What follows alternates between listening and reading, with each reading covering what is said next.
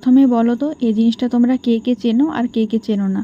যারা শহরের দিকে থাকে তারা হয়তো অনেকেই চেনে না। এটা হচ্ছে ছাতু, খড়ের মধ্যে যখন প্রচণ্ড বৃষ্টি হয় খড়ের মধ্যে হয়।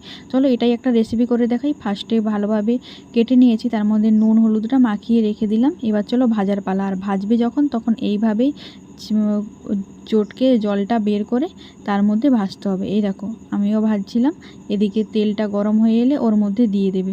এবার ভাজার পালা, আলতো আলতো আঁচে ভাজবে, কিন্তু ওর মধ্যে অনেকটাই জল বেরোবে।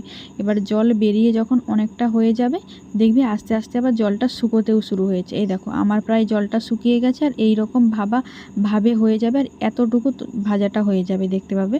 এবার ভাজাটা তুলে নিই।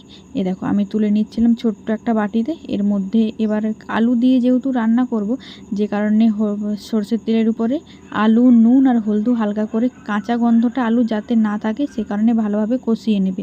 এবার ওর মধ্যেই দিয়ে দিবে অল্প করে জল। এবার জলটা দিয়ে দিলাম। এবার ফুটোনোর পালা। আস্তে আস্তে করে যখন ফুটে আসবে আর বুঝতে পারবে যে আলুটা সেদ্ধ হয়ে গেছে, তখন কড়াই থেকে নামিয়ে নিলে।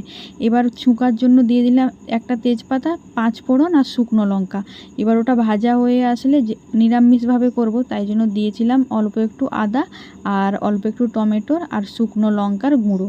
তো সেটাও কষানো হয়ে গেলে এবার ছাতুটা দিয়ে দিলে, ছাতুটাকে অল্প ওই মশলার মধ্যে কষিয়ে নিলে এবার ওর মধ্যে দিয়ে দেবো সেই আলু সেদ্ধ যেটা করে রেখেছিলাম। তো সেটাও দিয়ে দিলাম। এবার কি মশলা দেব সেটাই ব্যাপার।